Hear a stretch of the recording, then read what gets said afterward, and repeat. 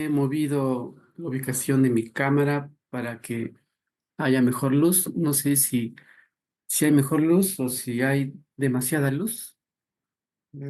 A ver un momentito.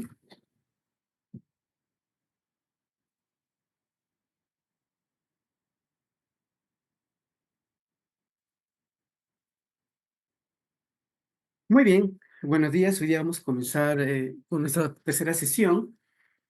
Esta sesión tiene un tema especial. De todos los temas, el que más me conmueve es el tema de las migraciones. ¿Ya? La Biblia es un libro acerca de las migraciones. En la Biblia hay muchas migraciones, ¿no? Entonces, la Biblia nos da mucho para hablar acerca del tema. La Biblia básicamente no es un libro que habla acerca del cielo y de cómo irse al cielo. Habla del cielo, sí, en poquitas páginas. La mayor parte de la Biblia es un libro acerca de la historia de un pueblo y la historia sobre todo en sus momentos de crisis. Por eso es que la Biblia refleja muy bien la experiencia de ser latinoamericano, de vivir en América Latina, en sus obras, en crisis permanentes, ¿no? En crisis cíclicas, ¿no? Entonces, yo quiero el día de hoy empezar a compartirles primero una canción, el video de una canción. No es una, no es una canción cristiana, es una canción sobre la migración. Y quiero que se pregunten a través de lo que van a ver. El video es muy bueno, la canción es muy buena.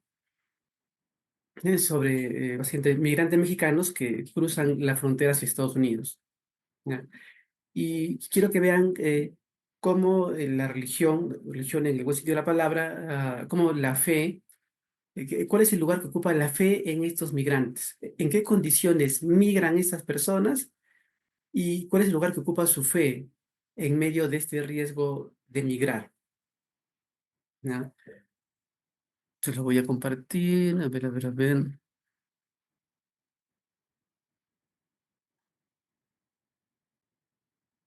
Estoy poniendo compartir sonido, pero si no se escuchara, me avisan. Eh, no le he encontrado la canción con subtítulos, entonces van a tener que ponerle 100% oído para que puedan captar bien la letra.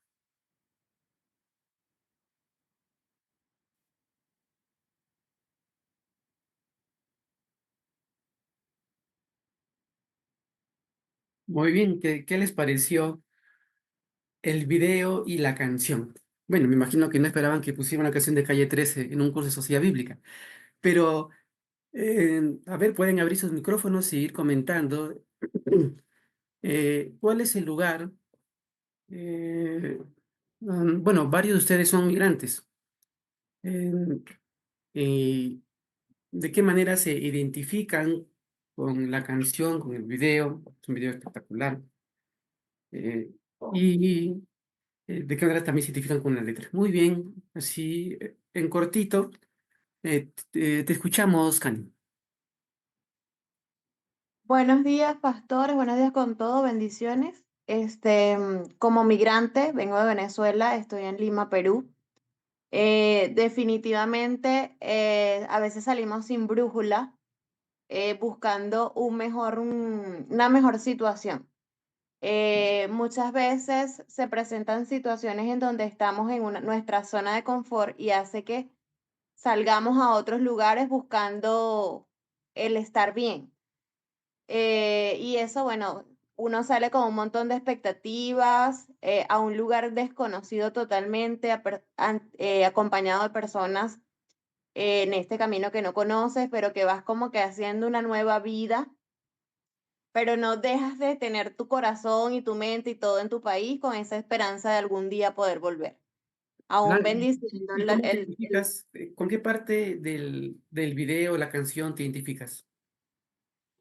cuando salimos, nada más con una maleta cargada de esperanzas, de sueños, de nuevas cosas, donde la brújula, bueno, es esa esperanza de estar bien. Ahí me identifico. Muy bien, muchas gracias. Eh, Lejano, a ver, te escuchamos. Buenos días.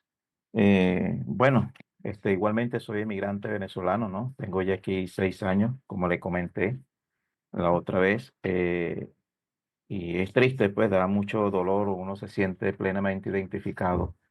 El video que nos mandó a ver María en Tierra de Nadie, ¿no? Junto a esta canción, hay mucha similitud, muchas cosas, una del gobierno, las acciones del gobierno, eh, las problemáticas que se presentan en uno como inmigrante para salir del país, económicas, políticas, familiares. Hay muchas, hay muchas. Y en caso de la mayoría de nosotros, de los venezolanos, salimos por cuestiones políticas y por cuestiones económicas también, ¿no? Y podríamos agregar también por la seguridad. Y muchas veces uno cree, pues, que cuando uno sale como inmigrante, un pasaporte lamentablemente vale más que una persona, pues. Y entiendo que a veces los gobiernos tienen sus políticas, ¿no? Y a veces surgen las entidades internacionales como la Cruz Roja, para los derechos humanos, que tengan un poquito de humanidad, ¿no? Y puedan a uno darle el tratamiento como tiene que ser a los inmigrantes, tratarlos con dignidad. Y muchas veces somos usados como negocios, ¿no? Mm, Negocios, tanto para personas inescrupulosas que están viviendo de eso, pero lamentablemente está llegando al gobierno también. O sea, hay que decirlo, el gobierno se beneficia. Escuchaba por lo menos el video que usted nos mandó de un sacerdote que de refugio de una casa de albergue, ¿no? De albergar los migrantes. Él decía que lo agarraron por ignorante, por inocente, pues porque él pensaba que todos estaban luchando y cuando se dio cuenta que el mismo gobierno, la municipalidad, la policía, la guardia, todos estaban teniendo un negocio redondo con la migración. ujú. Entonces, esto es algo muy triste, ¿no? Y lamentable. Y daba gracias a Dios que muy poco hemos sido privilegiados de estar bien, pues, aunque pasamos situaciones difíciles, pero realmente es siendo hoy en día. Muchas gracias, Lejano, a ver. Elena, te escuchamos. Pastor, buenos días para todos. Bueno, mi experiencia no es la migración a otro país. Yo soy colombiana. Mi país viene siendo azotado por una violencia impresionante, catastrófica, desde los años, finales de los años 40. Yo pertenezco a esa primera, en Colombia se le llamó desplazados, Ujú, la gente que era sacada de sus territorios y igualmente era una situación terrible porque de un momento a otro la gente tenía que salir con su familia a donde pudiera llegar con lo que llevaba puesto. Esa también es, sí, es más duro dentro de su país, ser rechazado, no tener nada, no saber a dónde ir. Es otro tipo de migración muy dolorosa, ¿sí? Yo más después ya adultos, ya sirviendo al Señor, con mi esposo tuvimos la oportunidad de ir algún tiempo a trabajar con un ministerio en los Estados Unidos y trabajar entre la población indocumentada, que la mayoría son migrantes, y las condiciones y las experiencias y las cosas que la gente pasa, porque hoy hablamos de las migraciones porque están los problemas tan grandes como los de Siria, como los de Venezuela y otros países, pero por ejemplo el tema gravísimo de la migración a Estados Unidos es muy triste y es muy dolorosa lo que uno escucha a la gente, todas las cosas tan desastrosas que ellos pasan. Esa es la migración, se pierde el rumbo, se pierde la familia, como veíamos en el video, pensando en la abuela, los familiares que se quedan, que no pudieron salir, sufren terriblemente y la familia se deteriora, la comunicación se acaba por todo lo que implica la economía, el dolor emocional, el dolor físico, todas las cosas. Eso quiero compartir porque y en los países de América Latina, dentro de nuestros países tenemos, no los llamamos migraciones, en Colombia sí. se llama desplazamientos, no sé en los otros países políticamente qué nombre le dan a esas situaciones tan tristes.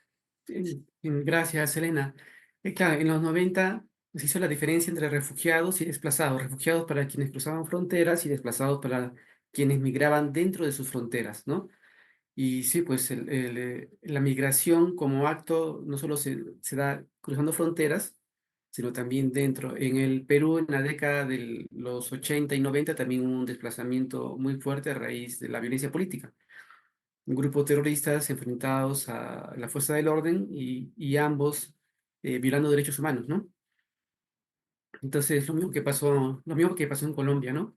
Entonces, y este video y esta canción a mí me gusta mucho por el lugar que ocupa la fe, en este caso la fe católica, la veneración a la Virgen María, y pueden ver cómo en el camino los personajes, los migrantes, van muriendo, el niño que cae, un hombre que es jalado hacia atrás, y finalmente, la última pareja va llevando en andas una imagen de la Virgen y ellos son los últimos que mueren y es que caen, pero caen y hacen que la imagen se asiente bien sobre el piso. Y es que la fe toma siempre diversas formas. En nuestros libros de discipulado en la iglesia, hablamos de una fe en teoría, por lo general, salvo de los 4 libros habituales de los libros de discipulado. Hay uno que es la parte ética, los otros son más de teoría, eh, pero es una forma de ver la fe de una manera muy abstracta. Yo personalmente no coincido con usar libro de discipulado, yo me aburro enseñando libro de discipulado. Es mejor, pienso yo, ser como Jesús, que contaba historias, ¿no? Contaba historias. Eso es mucho más pedagógico. Ah, pero bueno, más allá del tema pedagógico, el libro, el video nos muestra cómo la fe acompaña al migrante, ¿no? Lo acompaña en medio de una situación difícil, en medio de la muerte que lo rodea. Y claro, hay mucho migrante que cruza la frontera de Estados Unidos y en ese camino de cruzar por Chiapas, sobre todo Río Grande, ahora menos por Juárez, mueren, ¿no? Mueren y eso lo van a ver en la película María en Tierra de Nadie, que Alejandro ya lo vio. em, eh, hay mucha muerte, ¿no? Mucha muerte. Entonces, y en medio de eso acompaña ahí la fe. Es esa fe que acompaña al migrante que está poniendo en riesgo su vida, la de sus hijos, o que ve morir a otros, que pasa hambre. No es la misma fe de Dios discipulado, es otra, ¿ya? Y eso lo vamos a ver ahora en el salmo que vamos a estudiar, ¿ya? La fe siempre se adapta a su momento. La fe siempre se adapta a tus circunstancias. Es como que fuera, por decirlo así, como que fuera otro Dios. Muy bien, las consecuencias de la migración forzada. Vamos a abrir nuestras Biblias en el Salmo 137. Pero primero les voy a contar qué es la migración. Según la OIM, la migración forzosa es un movimiento migratorio que, aunque puede ser impulsado por diferentes factores, involucra el uso de la fuerza, la compulsión o la coerción. La OIM, ¿no? La Organización Internacional de las Migraciones, observa que, aunque no es un concepto jurídico internacional, ese término ha sido utilizado para describir los movimientos de refugiados, de desplazados, incluidos los desplazados por desastres o por proyectos de desarrollo, y en algunos casos de víctimas de la trata. A nivel internacional, el uso de este término es debatido debido al reconocimiento general de que lo que existe es un espectro continuo de diferentes grados de agencia o actuación por voluntad propia y no una mera dicotomía entre voluntario y lo forzado, ¿no? Por ejemplo, quienes han venido a Venezuela, la mayoría no sale por persecución política, sino por una situación de pobreza y puede ser, sí, un nivel de coerción, donde la mayoría sale porque ha caído en la pobreza o porque no, los servicios de salud y educación han caído tan bajo que es mejor buscar digamos, mejores oportunidades en otro lugar. Entonces, la migración, las causas de la migración pueden ser muy, muy distintas. Y de hecho, en América Latina, la cantidad de migración ahorita es muy, muy grande. Eh, para el año 2020, 5.100.000 venezolanos han migrado fuera de Venezuela. 2020 ahora deben ser más. Eh, el siguiente grupo de migrantes son los colombianos, con 3.024.000, todos datos del 2020. El siguiente es Brasil, con 1.897.000. Luego Perú, con 1.500.000. Entonces, la cantidad de migrantes es muy grande y la cantidad de migrantes de Perú ha crecido mucho más. De hecho, es mucho más que 1.500.000. La situación de pobreza y violencia en el Perú se ha acrecentado mucho en los últimos 5 años. Mucha gente está yéndose del Perú, básicamente a Estados Unidos. Y allá tenemos un mapa de dónde están la mayor parte de los migrantes venezolanos.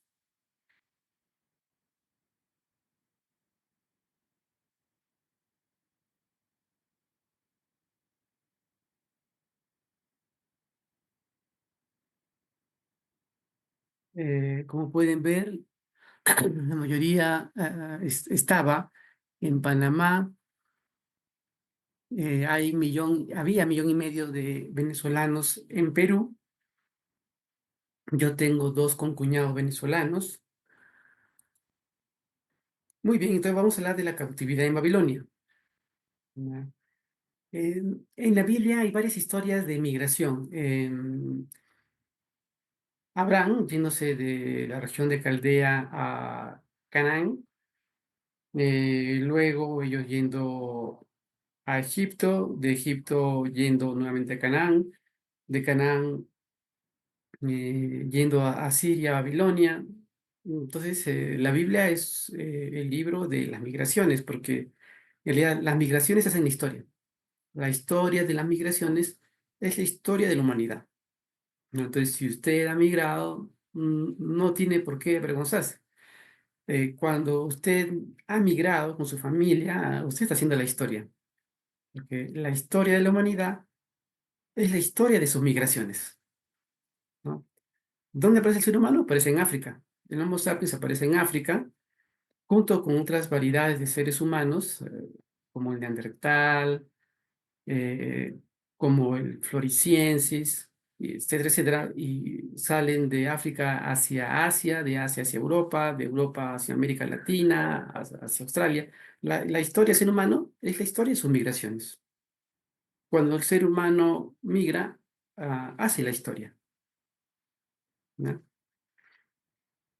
Entonces, vamos a ver ahora una migración en particular, que es la que tenemos mejor documentada en la Biblia, que es la migración eh, del pueblo judío, del pueblo de Judá del sur hacia Babilonia, ¿no? Y su estadía en Babilonia. Esa es la que vamos a estudiar ahora a través del Salmo 137.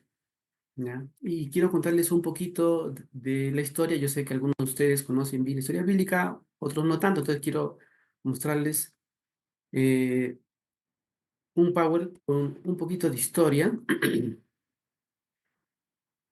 ¿No? Digamos, quiero mostrarles en qué momento de la historia aparece la cautividad en Babilonia. Yo sé que ustedes siempre han escuchado la cautividad en Babilonia, pero vamos a ver eso, qué implica, qué significa. La historia bíblica, digamos, más o menos aparece, digamos, el pueblo hebreo, acá digamos, pueblo hebreo, está esclavo en Egipto. Moisés guía la independencia, viene la Pascua, los israelitas son liberados y se van a conquistar la tierra prometida, ¿no? Van a Canaán, en realidad van a quitarle la tierra a los cananitas, ¿ya? O sea, el de Canaán no estaba vacío, estaba poblado y van a quitarle la tierra a los que vivían ahí. Viene la etapa de los jueces, es decir, un tiempo de gobierno tribal, un tiempo de gobierno anárquico. Anárquico no en el sentido de caos, sino anárquico en el sentido de pequeños gobiernos locales, dirigido a través de personajes que se llaman jueces. no son jueces en el sentido nuestro de jurídico, sino jueces en el sentido de líder tribal.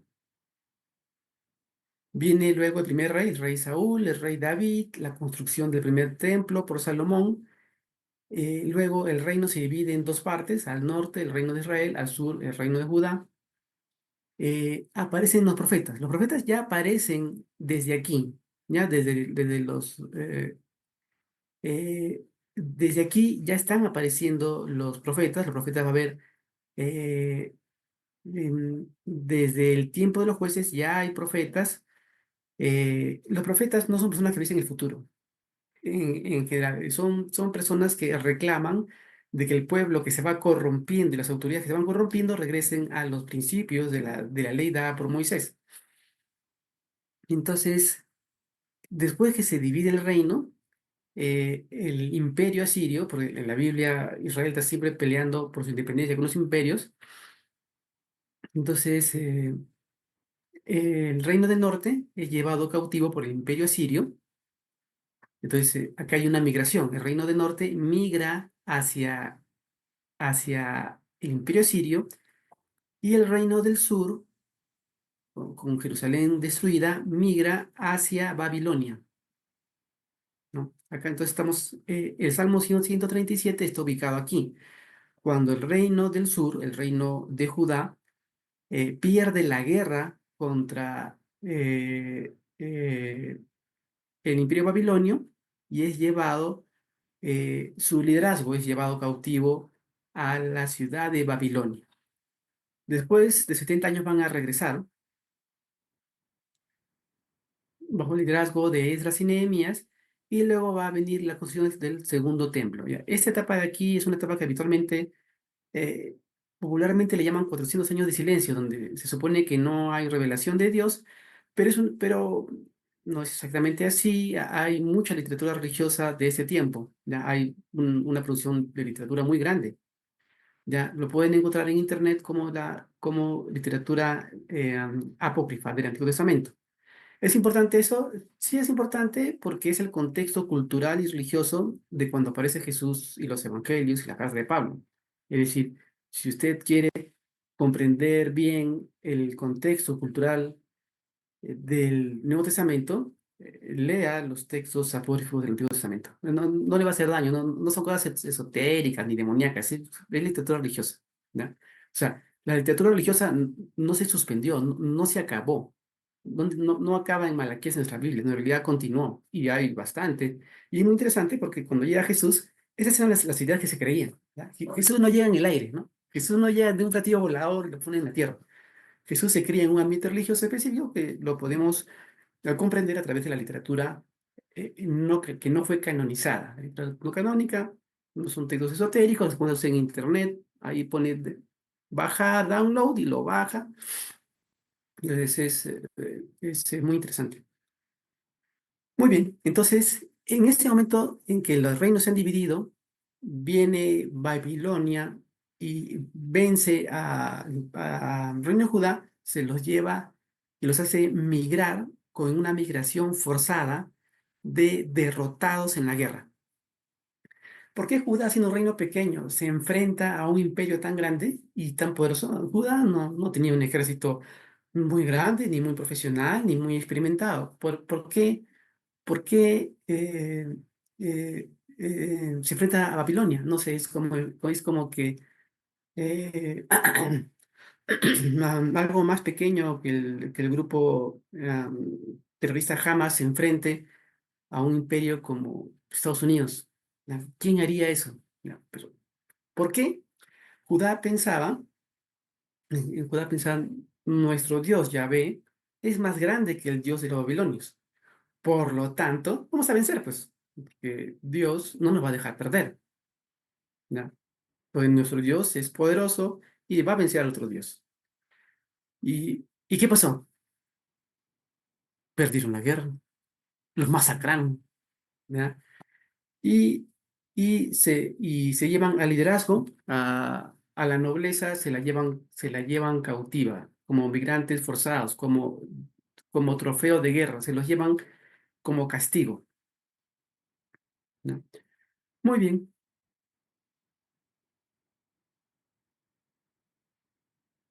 ¿Y dónde está mi power? Aquí está.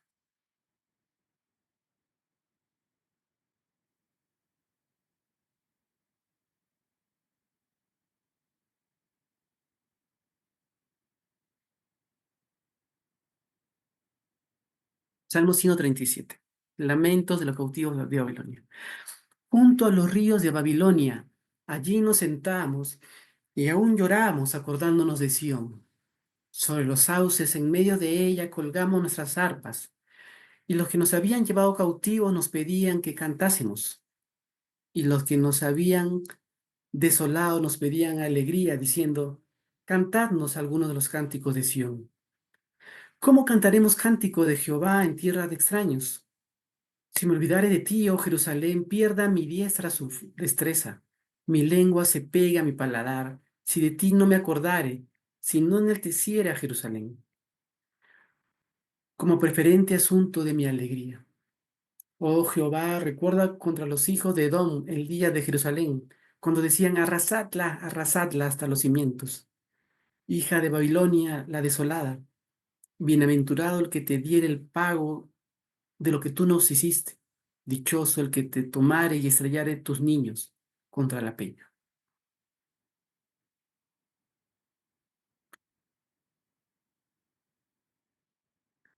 Muy bien, vamos a volver a leerlo, pero esta vez voy a pedirles a todos que cierren sus ojos y que mentalmente se trasladen a Babilonia del año 600 a.C. y que se imaginen que están frente al río con sus compañeros, eh, con otros judíos. Si ustedes se han ido al río, al río Éufrates, un río muy grande, y ustedes se han ido con sus arpas. Ustedes ahora son el botín de guerra. ¿Ya? Y yo voy a volver a leer eh, el Salmo. Y ahora lo van a sentir.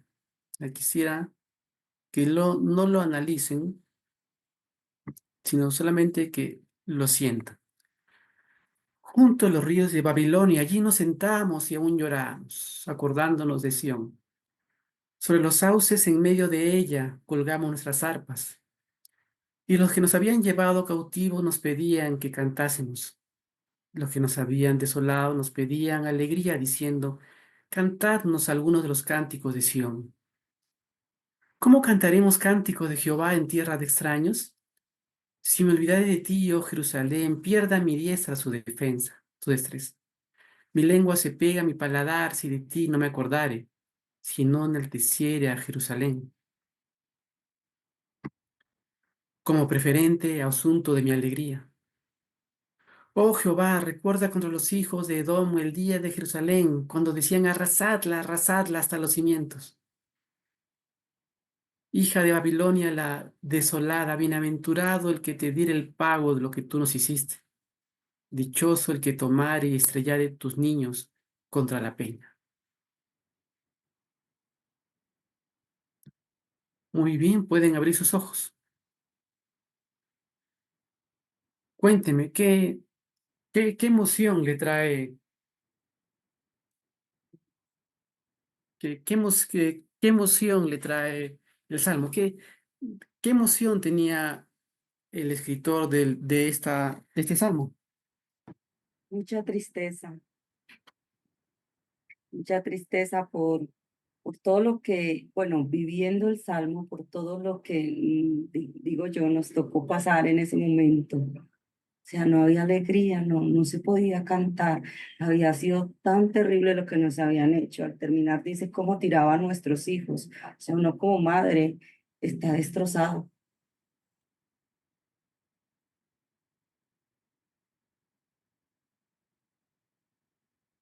¿Qué más? Gracias, Arlenis. ¿Qué más pueden comentarnos? Habla de recordar, ¿no? Recordaban los momentos hermosos que vivieron, ¿verdad? Cuando estaban en su tierra. Nostalgia, tristeza, frustración, o sea, lo que puedo ver en algunas cosas y cómo recordaban cuando ellos cantaban con alegría y que ahora no la estaban pasando, pues no la estaban viviendo. Muy bien, gracias. También un sentimiento al final de enojo, de rabia, de venganza respecto a lo que le hicieron.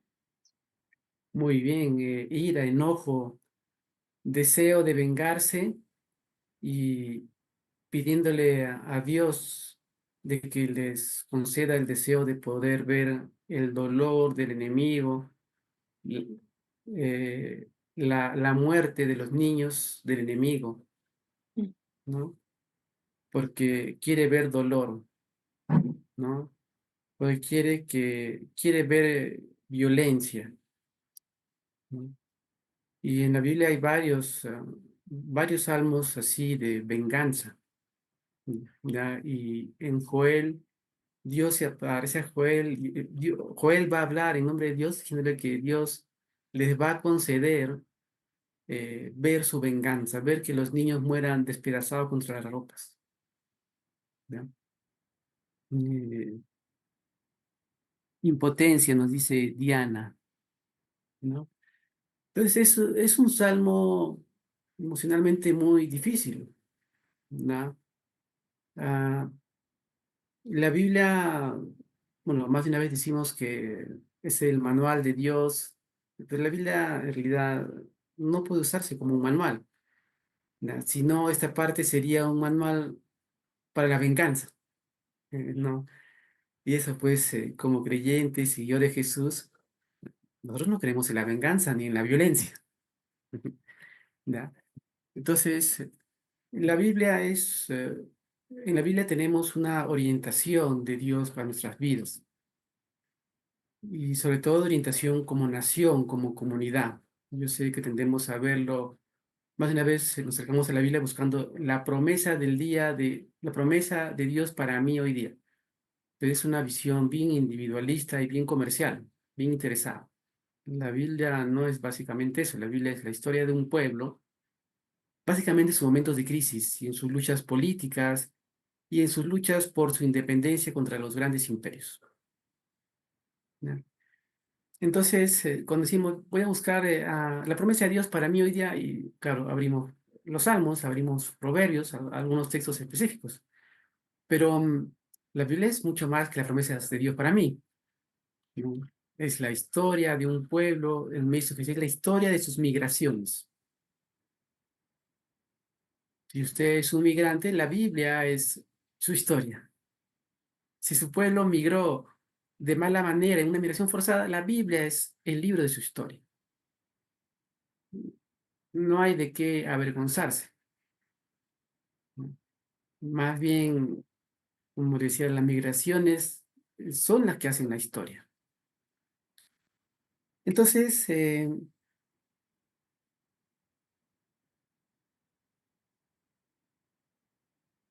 primer lugar dice, versículo 1, junto a los ríos de Babilonia, allí nos sentamos y aún lloramos, acordándonos de Sión, sobre los sauces en medio de ellos.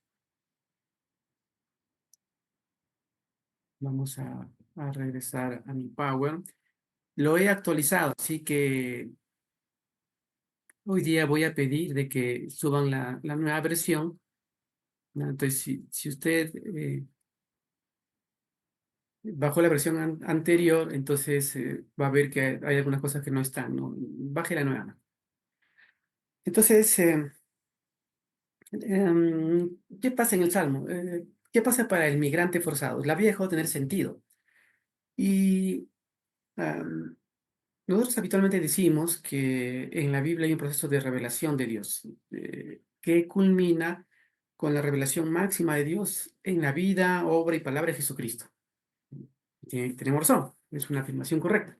Pero normalmente no nos ponemos a pensar qué implica, bueno, si se fue de menos a más y lo máximo es la relación de Dios en Jesús, muy bien, entonces, ¿qué es lo menos? Como decimos que este es lo más, ¿qué cosa implica que adelante, antes estaba lo menos? Es algo en lo que normalmente no reflexionamos. Tratamos la Biblia como un libro plano donde todo es válido por igual, pero a la vez decimos que hay una revelación progresiva de Dios. En realidad es una contradicción. Si es una revelación progresiva, entonces hay que leer la Biblia a la luz de los dichos y obras de Jesús. ¿Verdad? Entonces, ahora, ¿por qué menciono eso? Porque, ¿qué es lo que sucede? Por qué el Salmo va a decir, em, cómo vamos a cantarte en tierra de extraños?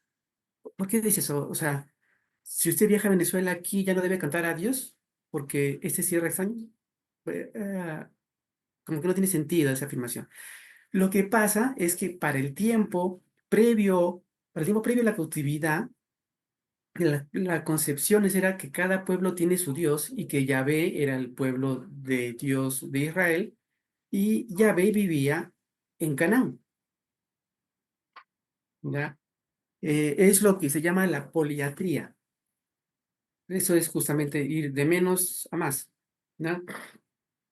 La concepción era que habían varios dioses y Yahvé era el Dios de Israel. Yahvé defendía a Israel. Babilonia tenía su propio Dios y era un Dios que sí existía y era su Dios y no lo tenía nuestro Dios. Pero nuestro Dios es más fuerte que su Dios.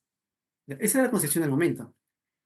Y por eso que ustedes en los salmos van a encontrar varias referencias a la poliatría. Por ejemplo, cuando un salmo dice, Yahvé convoca a la asamblea de los dioses. Suena bonito, suena poético. Bueno, pero es que en realidad había dioses, pero Yahvé era el que convocaba a la asamblea de los dioses. Esa era la concepción, ¿ya? Antes de la cautividad. Entonces, ¿qué sucede? El reino de Judá estaba convencido de que Yahvé iba a ser más grande. No, o sea, si el pueblo de Babilonia iba a venir con su ejército a entrar a Canaán, Yahvé les iba a derrotar porque Yahvé era Dios aquí. Marduk era Dios en Babilonia, pero no aquí. Por lo tanto, Yahvé los iba a derrotar. ¿Pero qué pasó? Perdieron la guerra. Y si perdieron la guerra, por lo tanto, el pueblo, ¿qué concluyó?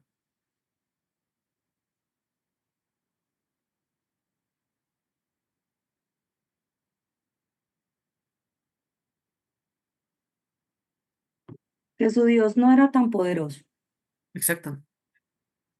Y además, si además los agarran y los llevan esclavizados, llegan a Babilonia y ahí los sueltan, que entonces, ¿qué sucede? Tendrían que cantarle al Dios de Babilonia, Sí, ¿por qué? Sí, tienes razón. ¿Y por qué? porque, pues según lo que usted nos dice, cada pueblo tenía su Dios. Entonces, allá Yahvé no era Dios. Pa- Exacto. Y si llegado a un lugar donde tu Dios ya no es Dios, por lo tanto, ¿cuál es tu situación?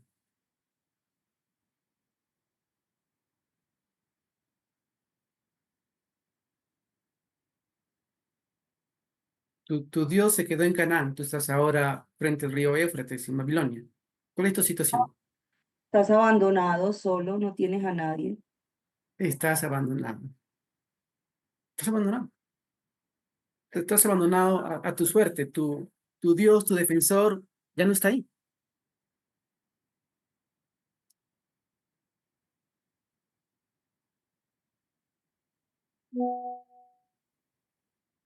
Por eso el Salmo va a decir, ¿cómo cantaré a Yahvé en tierra de extraños?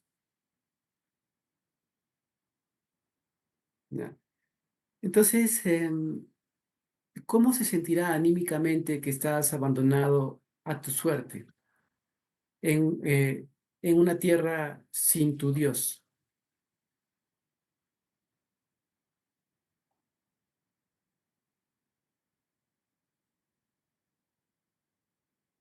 La vida dejó de tener sentido, la vida se trastocó, ¿ya?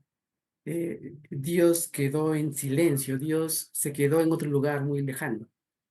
Eh, Muchas veces en la historia, sobre todo en época de guerra, en época de tragedia, de desastres naturales, tenemos esa experiencia de que Dios se quedó en silencio y, y la vida se trastoca. lo que funcionaba dejó de funcionar. O sea, la vida que funcionaba, mi vida familiar, comunitaria, dejó de funcionar. Se cayó, se destruyó.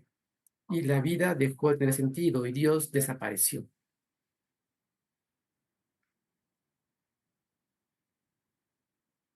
¿No?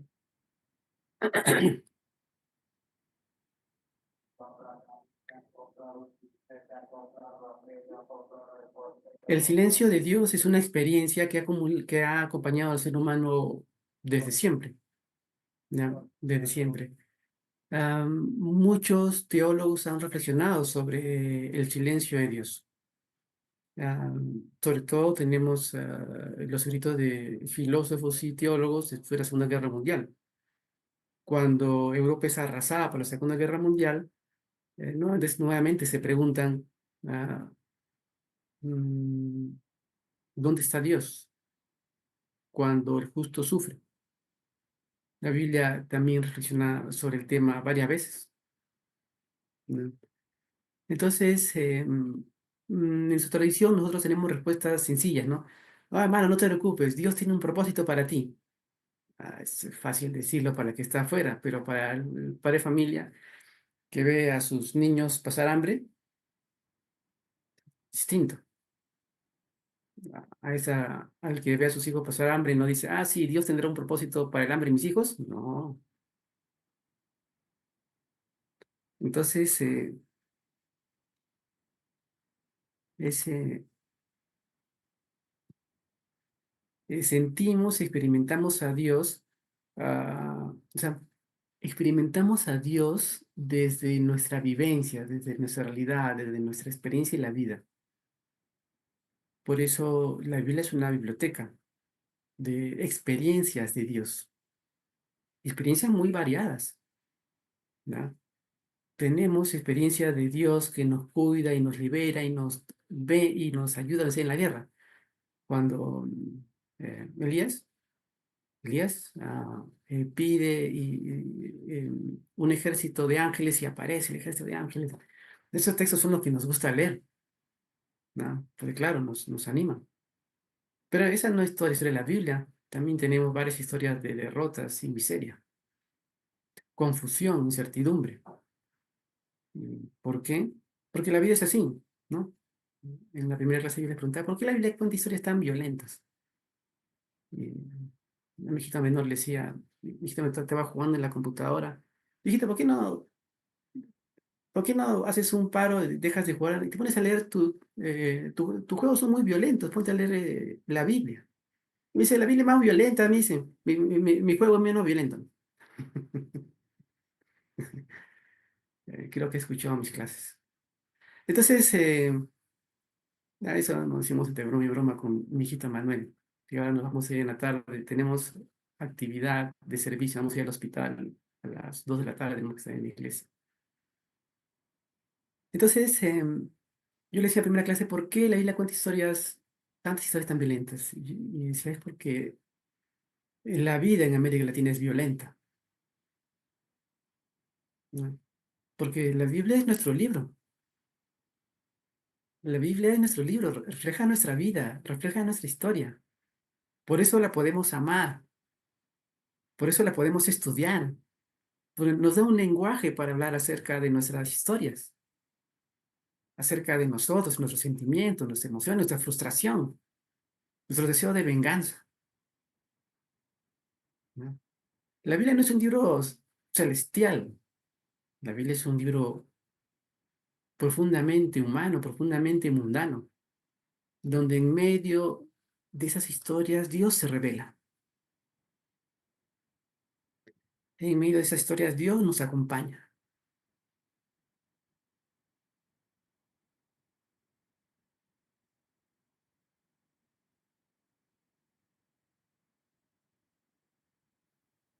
Muy bien, entonces,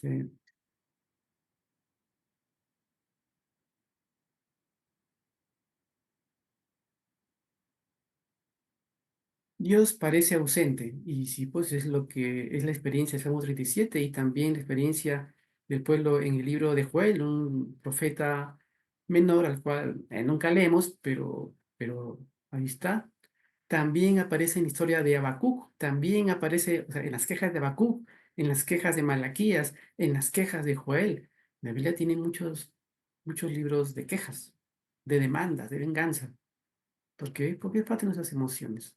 Y nos sirve para hablar con nuestra comunidad acerca de sus sentimientos, que sus sentimientos no son sentimientos que Dios rechaza.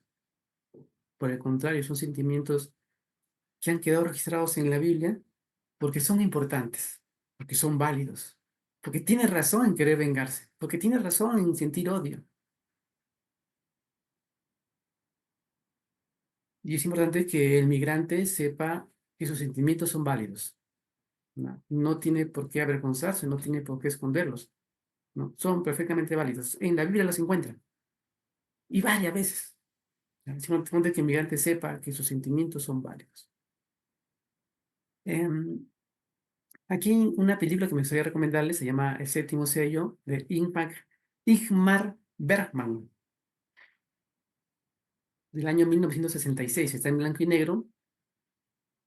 Creo que en ese tiempo ya había televisión a color, pero él prefiere filmarlo en blanco y negro.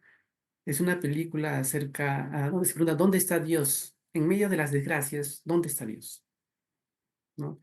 El contexto de la película es la epidemia de la peste negra en Edad Media y es, digamos, ahí está, ese es están jugando ajedrez un soldado, que es el que se pregunta, ¿dónde está Dios? O sea, ha visto mucha muerte y él pregunta, ¿dónde está Dios? Y la muerte, que está a la izquierda, y, y hacen una apuesta. La película es espectacular. ¿No? No tiene una respuesta final, no es una película cristiana. eh, la respuesta de dónde está Dios tiene que responderla usted. Pero la película es espectacular, ¿no? Muy buena. No es Duro de Matar, no es Bruce Willis, no es Terminator, ¿no? Es una película filosófica, ¿no? Si usted no le gustan las películas existenciales, tiene que arrepentirse de su pecado y ver esta película. ¿No? Si usted solo le gusta ver Duro de Matar, tiene que arrepentirse y convertirse y ver esta película. ¿No? Ya. Y, y tiene que tenerle paciencia, mientras que la vaya viendo, piensen que yo le encargué verla, va a enriquecer su vida. A menos que usted esté deprimido y esté medicado en el hospital, claro, mira, todavía no la vea. Pero si usted no está hospitalizado, no está medicado, vea la película, le va a hacer pensar. ¿No? No es una película cristiana, no es una película misionera, no hacen llamado de conversión al final. Usted tiene que al final convertirse por convicción. ¿No? Ah, bueno, pues hay momentos en que la vida a uno le hace preguntas difíciles, ¿ya? Y uno no debe escaparse de esas preguntas. Uno como pastor, como pastora, tiene que aceptar las preguntas difíciles que plantea la vida, ¿ya? Uno no debe correrse de esas preguntas con respuestas sencillas. Decir, no, Dios tiene un plan para ti y ten fe. No, a veces son clichés que se quedan huecos, ¿no? A veces simplemente no tenemos respuesta. Simplemente no tenemos respuesta y lo único que podemos hacer es abrazar a la persona.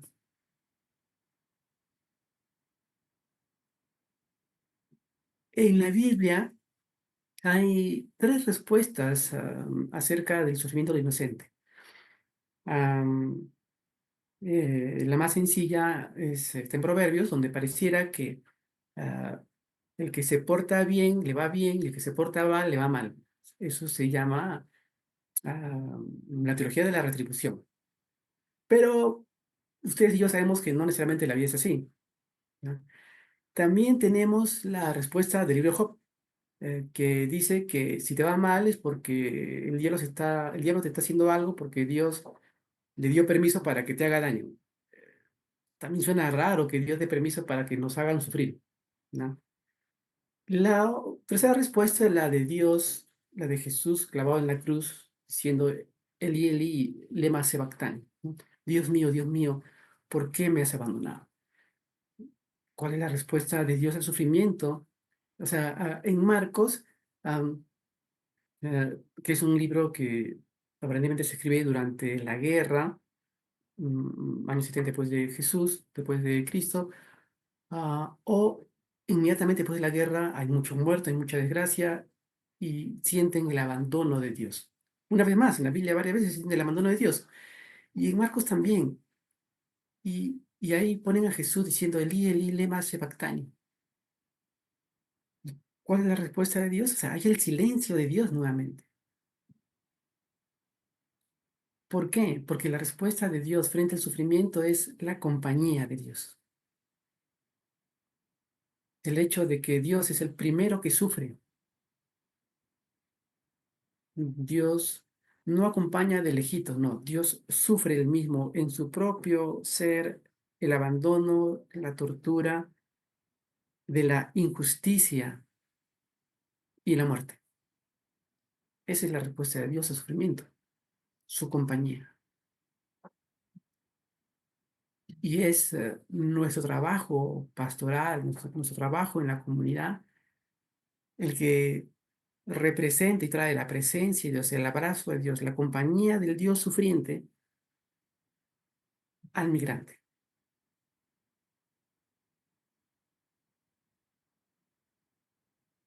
Si quiere usted profundizar en el tema del Dios sufriente, lea los libros del teólogo alemán Jürgen Moltmann, que falleció hace poquito.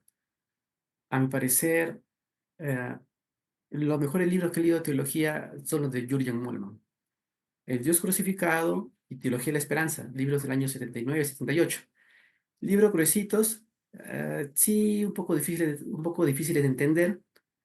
Ah, de lo que yo leí, lo que pasa es que Jürgen Moltmann pasa de teología a filosofía, y yo de lo que leí habré entendido la mitad del libro. ¿Ya? Ahora, si usted dice, mira, si tú entendiste la mitad, yo entenderé la cuarta parte, ya no hay problema, pero léalo. Son muy buenos, lo baja de internet, en internet son libros que ya circulan con facilidad, son libros que tienen 45 años. Son libros que traen mucha esperanza. ¿No? Molman falleció hace poquito, un poquito. Yo soy su fans. ¿No? Si lo encuentran en el cielo, le dicen, ah, sí, Mauricio nos habló de ti. Muy bien, entonces veíamos en el Salmo,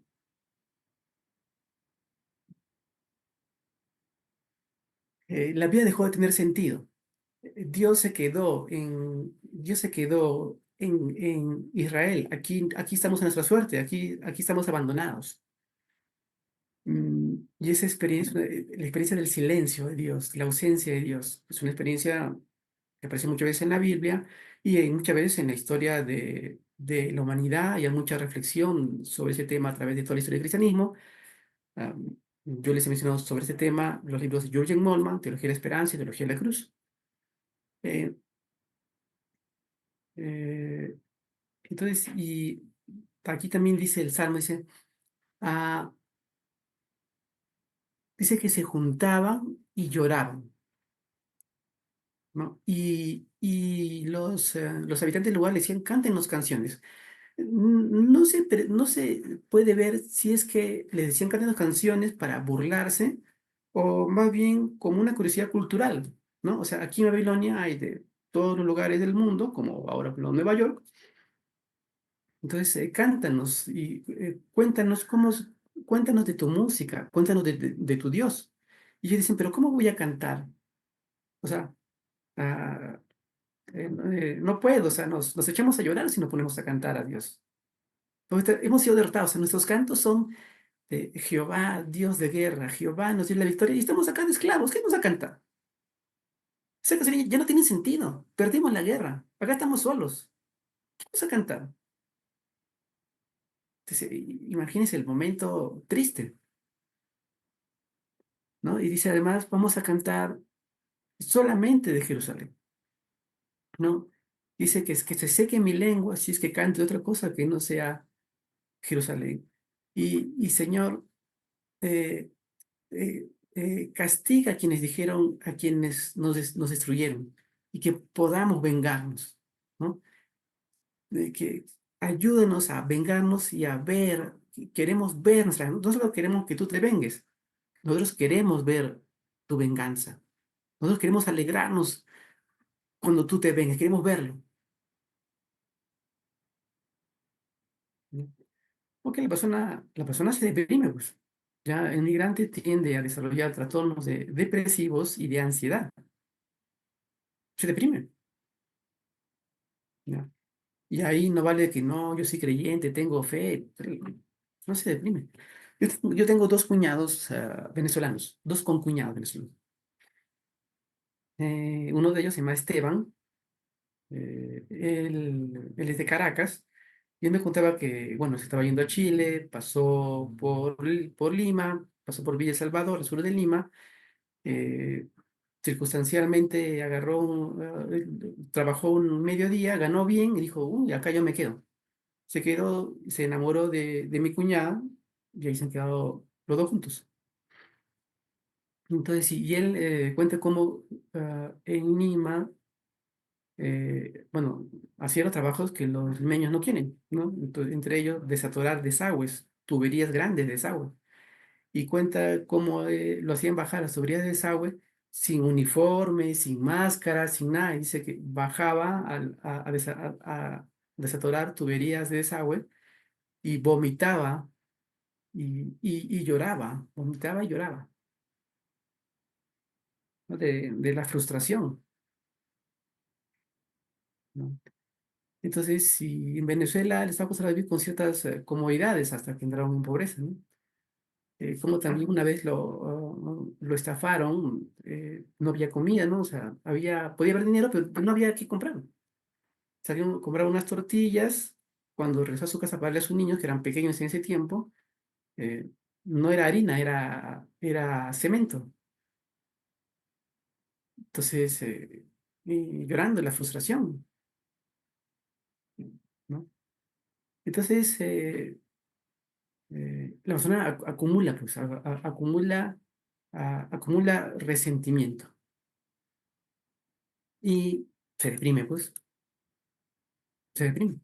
Tiene que viajar en malas condiciones, con riesgo de violencia, con riesgo de estafa, con riesgo de muerte, con riesgo de abuso sexual o con riesgo de quedar en manos de tratantes con situación de esclavitud sexual.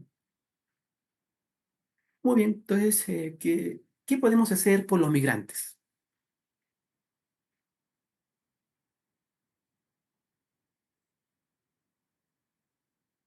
Disculpen que me pare y me siente, pero a esto pasan todos los vendedores y también el camión recolector. Muy bien, hasta aquí alguna pregunta, algún comentario antes de pasar a cómo podemos ayudar a los migrantes. Observaciones, comentarios, quejas.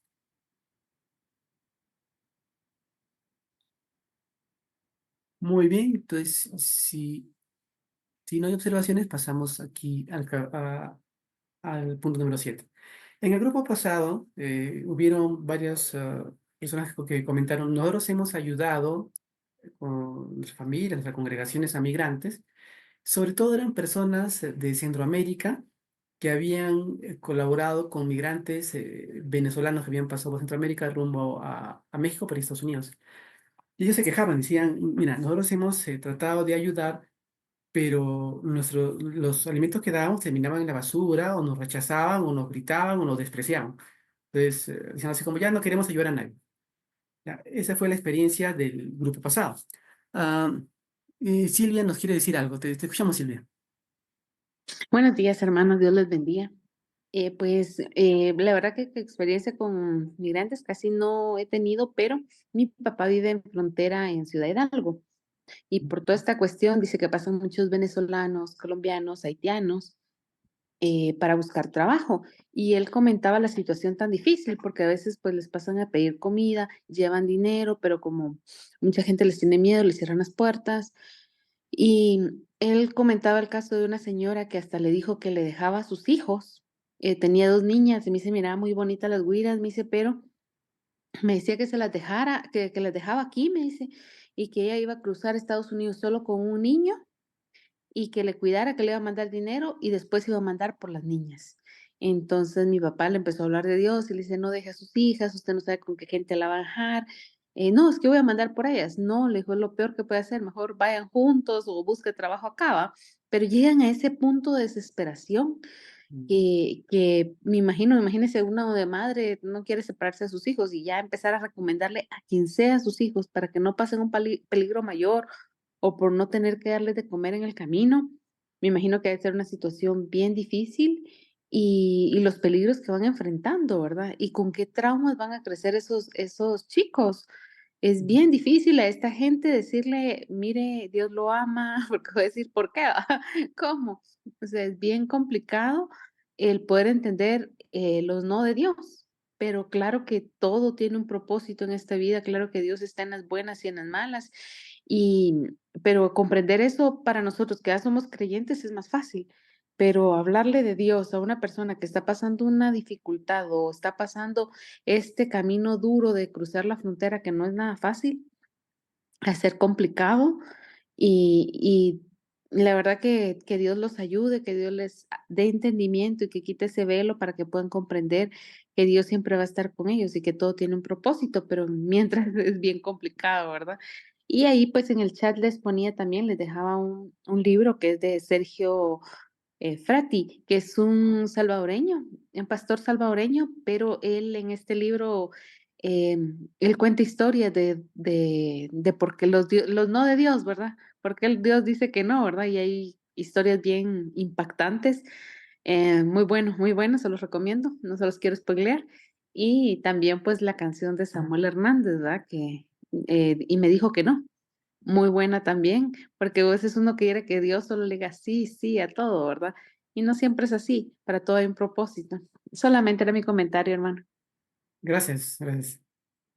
Sí, yo no puedo exactamente decir de que Dios tenga un propósito para todo.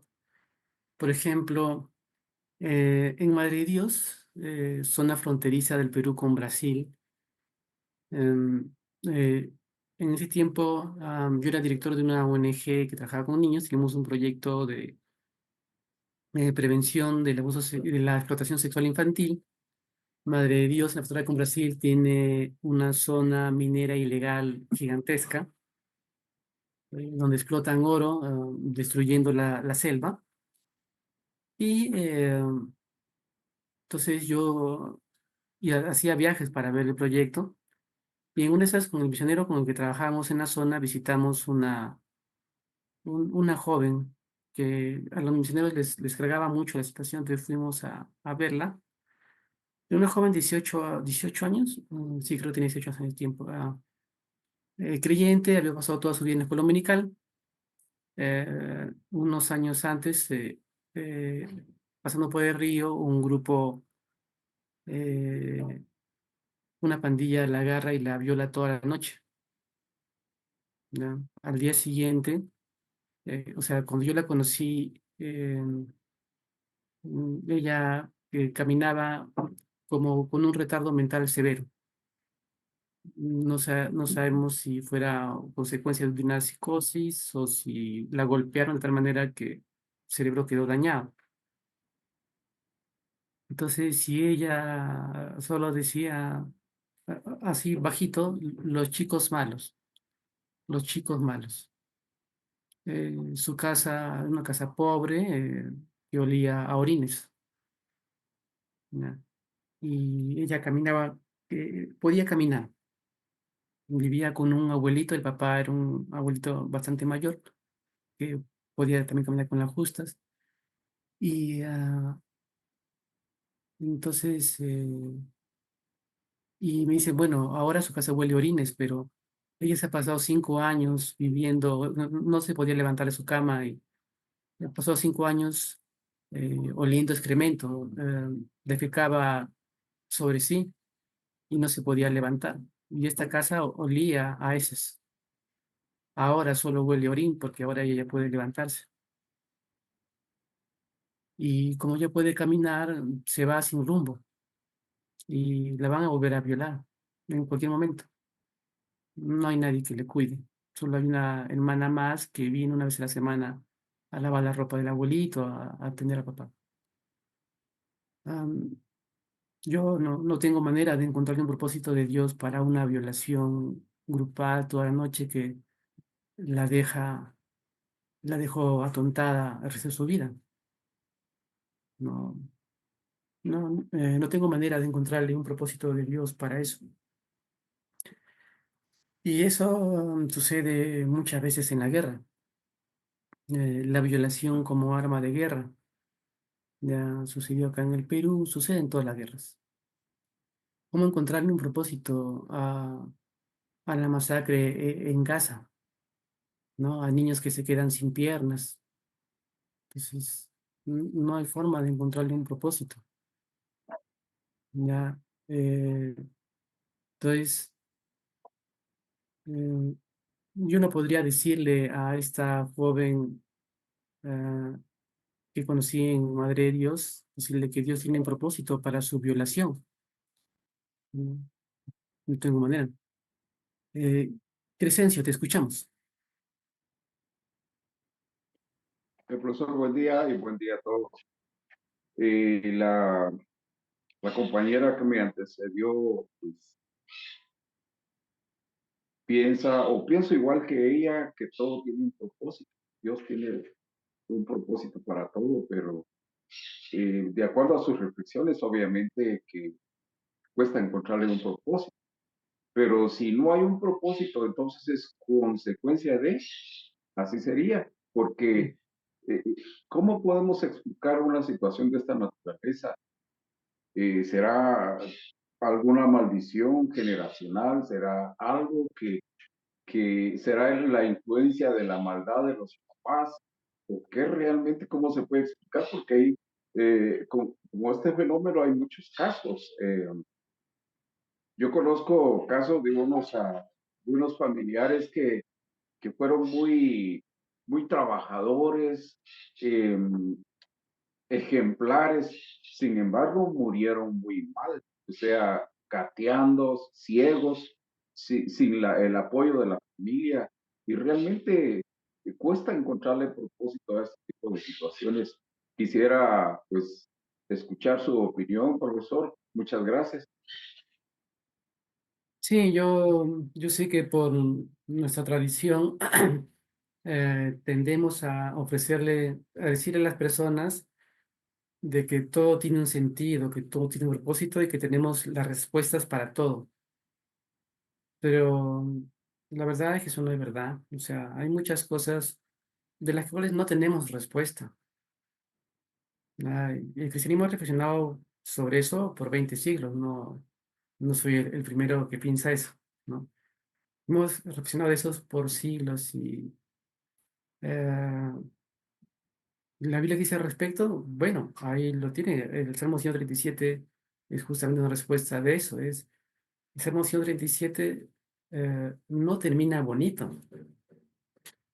Este salmo no termina bonito, no termina diciendo, sí, Señor, yo doy gloria a ti porque todo tiene un propósito. No, termina diciendo, me voy a vengar.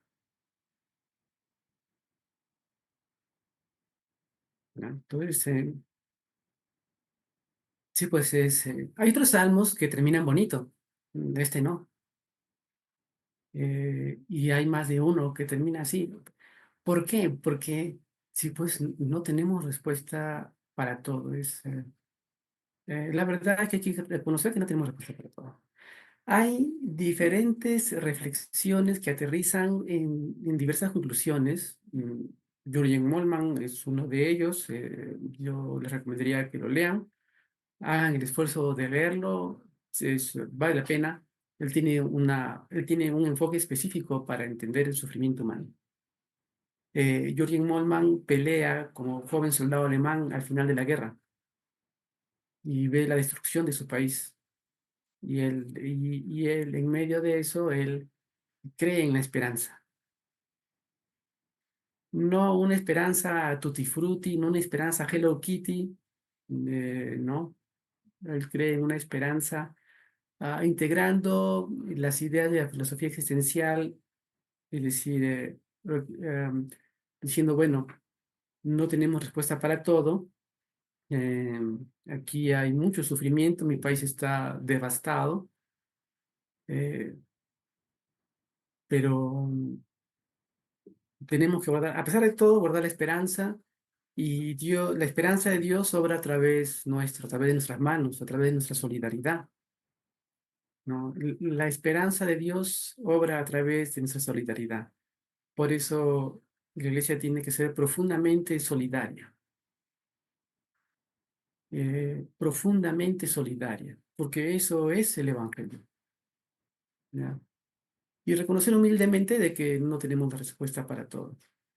Y, y- Profe, también yo estoy convencido de que en medio de las crisis, en medio de las situaciones difíciles, Dios no nos abandona. sí, Dios está en medio de las situaciones difíciles. Por lo menos yo lo he experimentado, pero obviamente que estos temas no nos ponemos a reflexionar respecto a estos temas y la verdad es que cuesta encontrarles respuesta. Pero nuevamente insisto, yo sé que en medio de las crisis difíciles, Dios no nos abandona. Ahí está. Lo único que muchas veces quizás dejamos de escucharlo, como precisamente pasó con Judá, cuando perdieron la guerra y fueron esclavizados. Pareciera como que Dios se ausentó de ellos, pero yo insisto de que Él está ahí, tal vez pendiente de la situación nuestra, pero por alguna causa uno pasa situaciones difíciles de sufrimiento, profesor. sí, sí, bueno, como mi tema de interés es ciencias bíblicas y en parte filosofía, teología contemporánea, entonces, mm, pero más allá de si está Dios o no realmente, lo importante es qué hacemos como pastores, ¿no? Eh, si está o no está Dios o en qué forma está Dios, es un tema súper interesante, pero es un tema más académico. La cuestión es, ¿qué hacemos nosotros? ¿Ya? Y ahí está la solidaridad de Dios que tiene que mostrarse a través nuestro, ¿no? Lo otro, sí, súper interesante, pero es un tema más académico, donde hay diversas posiciones, ¿ya? Varias, y muy interesantes, pero al final nuestra conclusión aquí en este curso es que nuestra solidaridad muestre la presencia de Dios, ¿no? Muy bien, Marcos, te escuchamos. ¿Qué tal, hermano? Buenos días con todos. Sí, justamente estoy con ese mismo sentir que los hermanos que vienen participando y creo que también los que están opinando por el chat. Eh, yo iba quizá más también entonces, ¿cómo es que debemos actuar en la práctica, ¿no? Esto sabemos que en la Biblia hay cosas a las cuales no tenemos respuesta, se hablan de misterios que algún momento preguntaremos cuando estamos arriba, eh, pero ¿cómo enfrentar una situación pastoral en este caso cuando alguien tiene una respuesta que hasta muchas veces nuestros mismos hijos nos las han dado, ¿no? Entonces, ¿por qué Dios, si es un Dios de amor, por qué suceden estas cosas?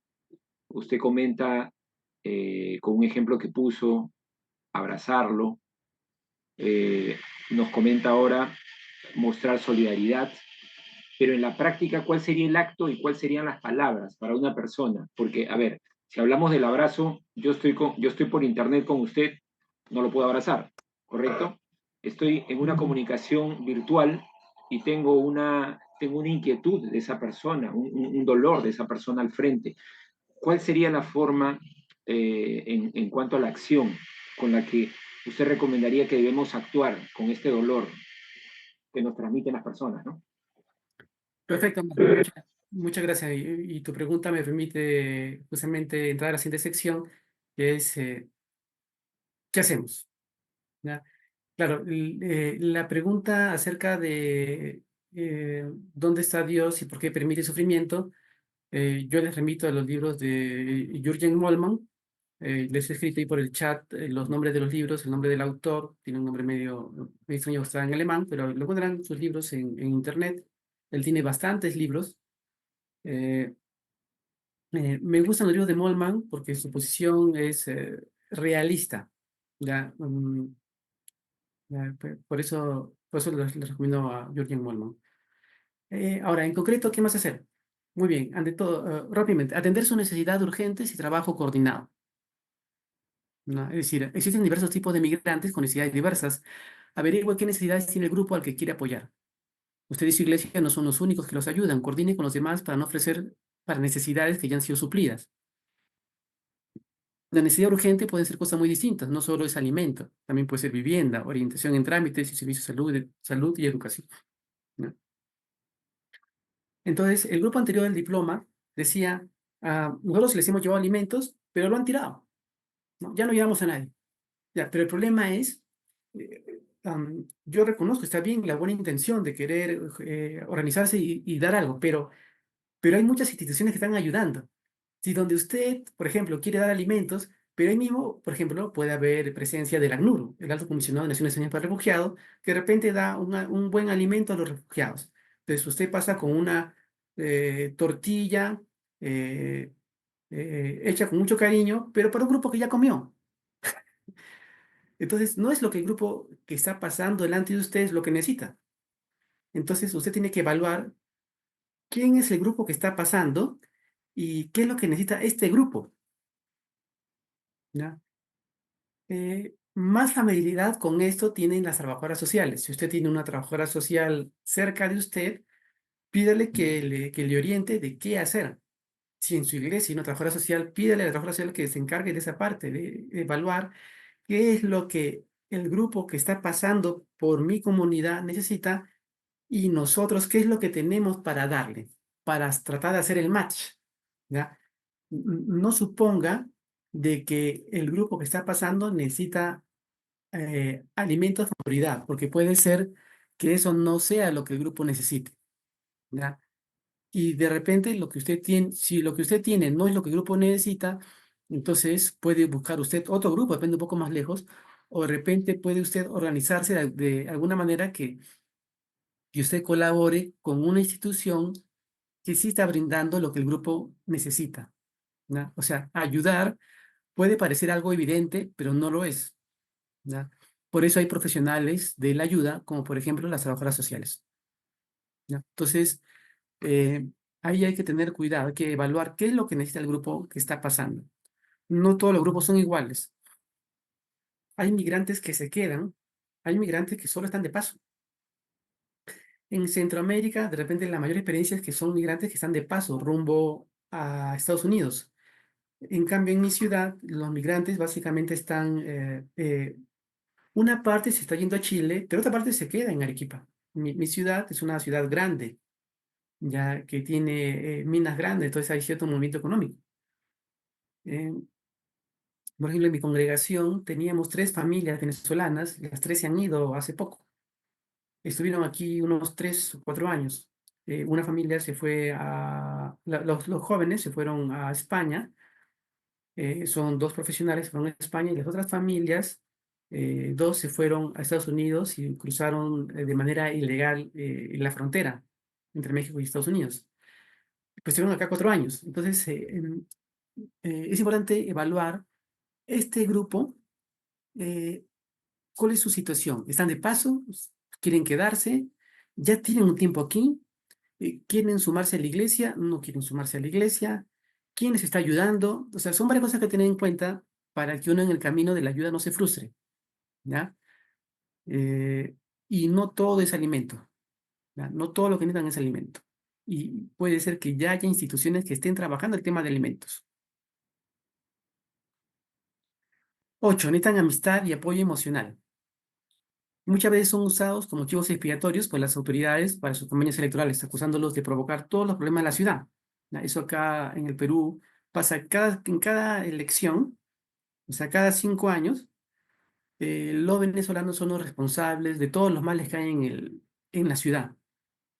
¿Ya? Lamentablemente es un uso perverso de su existencia, ¿no? Entonces, autoridades incapaces acusan a los migrantes, autoridades incapaces ineficientes acusan de que todos los problemas son porque hay venezolanos aquí, ¿no? Entonces, es por eso importante que usted pueda brindarles amistad y amistad sincera, sobre todo si son familias pues que se quedan en la ciudad, ahí es más fácil desarrollar una amistad, ¿ya? Ahora, no digo que sea amigo de todos, ¿no? Usted, definitivamente siempre hay que saber, siempre hay que seleccionar a uno con quién puede relacionarse y quién están dispuestos a hacer amistad, ¿ya? No, no es que todos los migrantes quieren hacer amistad, no, no, no todos. No todos son dignos de confianza y, y usted puede brindar la amistad de acuerdo a lo que lo permitan estas personas, ¿no? Número 9, orientación para los servicios sociales y de salud. No es que necesariamente usted tenga que gastar o su iglesia tenga que invertir dinero. Más de una vez lo que necesitan los migrantes es la orientación acerca de dónde matricular a sus hijos en el colegio, dónde inscribirse para recibir servicios de salud. Ah, por acuerdos y convenios internacionales, por ejemplo, en el Perú, los migrantes tienen derecho a educación y salud. La cuestión es que pueden no saber dónde están, cómo acceder. Entonces, orientarlos, llevarlos, acompañarlos, es una actividad importante, ¿no? Como digo, no todo es alimentación, sobre todo si viajan con niños pequeños, hay que ayudarlos y si se van a quedar aquí en la ciudad, es importante ayudarlos a que puedan los chicos rápidamente insertarse en el colegio para no perder más tiempo sin escolaridad, ¿ya? Y si en el salón, en el aula de sus hijos hay migrantes, es importante decir a nuestros hijos de que traten bien a los niños migrantes. Eh, Hay colegios donde hay acoso escolar, bueno, siempre hay acoso escolar, acoso escolar a, por ejemplo, jóvenes gays, por ejemplo, a migrantes desplazados dentro del país que hablan, por ejemplo, en el caso de Perú, que hablan en quechua, pero también a migrantes extranjeros como en el caso nuestro, venezolanos, ¿ya? Donde puede haber acoso escolar. Entonces tenemos que decir a nuestros hijos de que ellos no participen, que más bien sean promotores de paz. ¿Por qué? Porque el evangelio es paz, pues, ¿ya? Y involucrarlos en nuestras iglesias, en la medida de lo que ellos deseen involucrarse.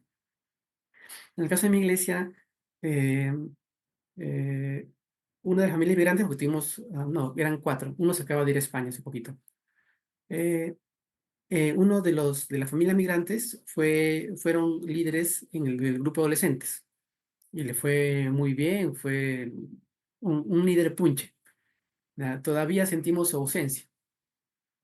¿Ya? Entonces, de estas 4 familias, 2 estaban muy involucradas en el servicio en la iglesia, uno, los más jóvenes profesionales un poco menos, y la última familia que se fue, la hija era la que se congregaba y participaba en la dirección de la alabanza. Entonces, ahora, eso es importante por el hecho de que sientan identidad, sientan que pertenecen a un grupo, ¿ya? Sientan que son importantes, ¿ya? Son importantes, por eso tienen funciones, son importantes, entregan su tiempo, en este caso para servir al Señor, sea que hayan llegado creyentes, o sea que se convierten en el camino, o de repente se han convertido aquí en la iglesia al llegar, ¿ya? Entonces, es importante eh, orientarlos en términos de los servicios públicos. Y la iglesia, nosotros podemos ayudarles con los costos que eso implique, ¿ya? A veces esos servicios sociales o servicios públicos pueden tener un costo. O inscribirlos en el colegio, depende del colegio gratuito, pero los útiles escolares no. Entonces se les puede apoyar económicamente con los útiles escolares eh, eh, a los niños de las familias migrantes. Dios está presente a través nuestro. Mm, Dios no está ausente en nuestros actos. Lo que nosotros hagamos muestra que Dios está presente. ¿Ya? Es importante tener en mente eso. Valorar su cultura y compañía. Por ejemplo, con estas familias venezolanas que ya se han ido, las 4 familias venezolanas se han ido, la situación económica en el Perú ha desmejorado bastante en los últimos años. Entonces, y y cada elección aquí, las amenazas a los migrantes ha ido creciendo. Entonces, por eso las 4 familias prefirieron irse. Ahora no tenemos ninguna familia migrante extranjera en mi iglesia, ¿no? Pero me acuerdo cuando hicimos la reunión de matrimonios, las familias venezolanas traían arepas, ¿no? Entonces compartían sus arepas y sus ajíes. Entonces es importante darles el espacio para que muestren su cultura, su comida, sus historias, y valorarlos, sinceramente, ¿no? En el caso de mi cuñado Esteban, a él le gusta cocinar, ¿no? Entonces,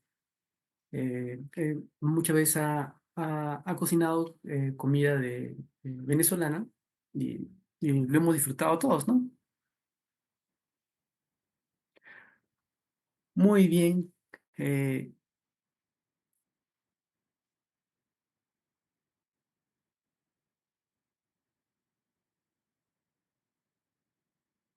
Muy bien, entonces comenzamos con los comentarios. Acá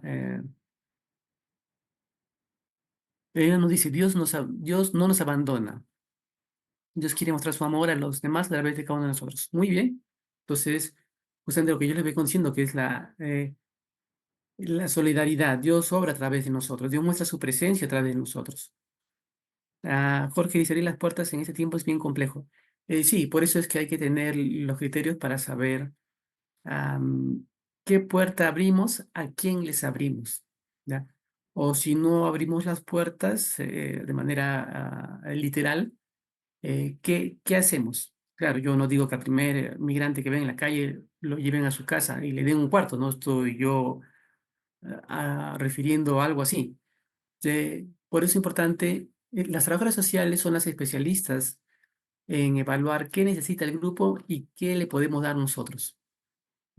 Por eso es una carrera, ¿no? Porque sí tiene un nivel de complejidad seleccionar qué se puede hacer, ¿no? No hacer nada porque son tiempos difíciles también sería un error, porque ahí estaríamos diciendo, si no nos decimos, Dios quiere mostrar el amor a través nuestro, pero nosotros hacemos poquito, no hacemos nada porque son tiempos difíciles, entonces, bueno, está la ausencia de Dios, pues. No, entonces Dios está ausente porque son tiempos difíciles. Muy bien, Silvia, te escuchamos. En cortito, por favor, porque nos quedan solo 25 minutos. Muy bien, Silvia, te Gracias, escuchamos. buenos días.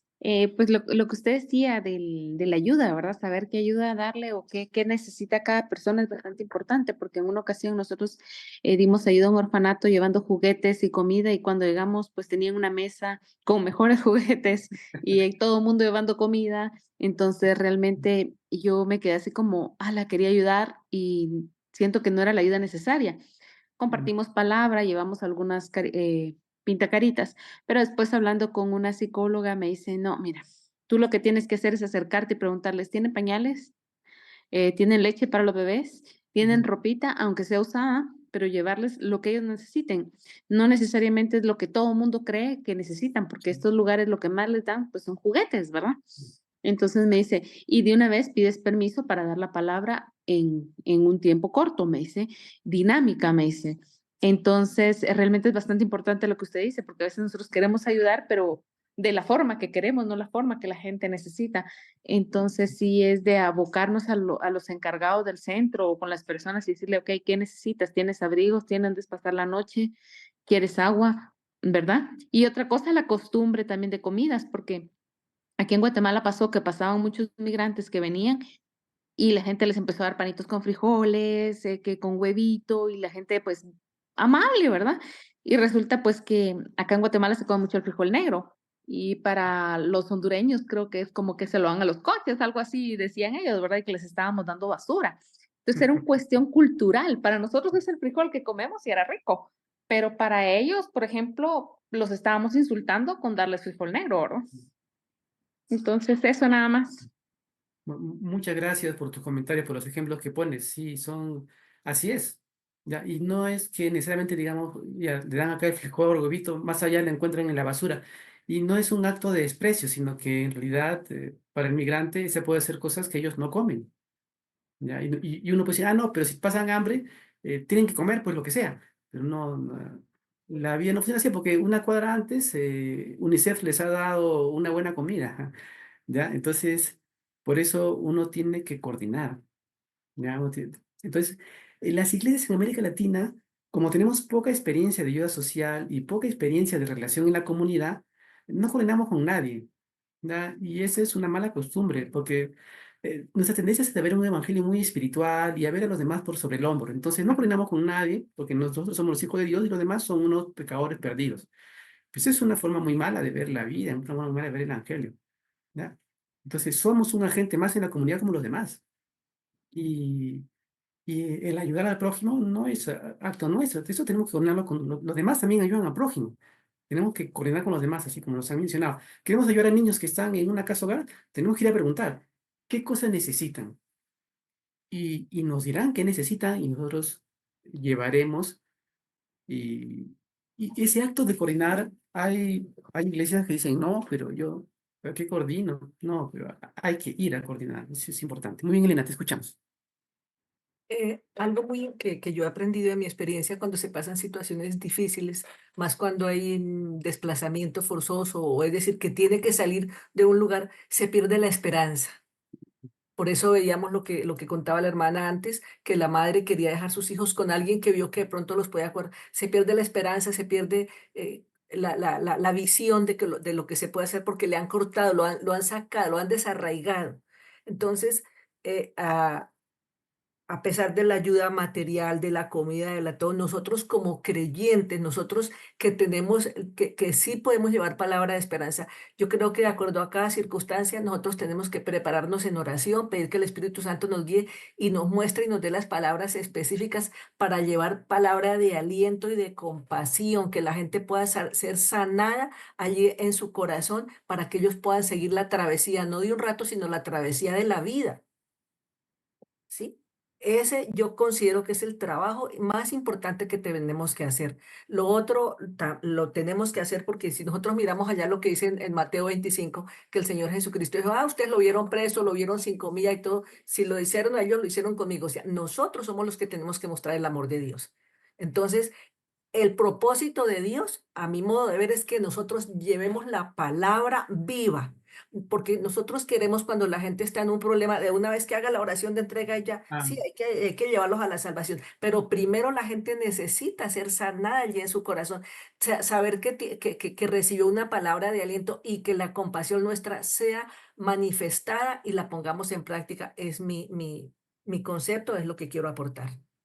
muy bien, Elena, gracias. Sí, como nuestro evangelio de nuestra iglesia tiende a ser demasiado espiritualista, enfocado en la salvación después de la muerte, entonces también ofrecemos eso a la gente, pero el que está migrando más de una vez no está preocupado por eso.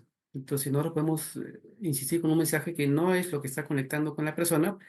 Lo que quieres es cruzar, lo que quieres es alentar a sus hijos, lo que quieres saber cómo puede cruzar al otro lado, al otro lado del río con tres niños, uno de 7, uno de 5 y uno recién nacido.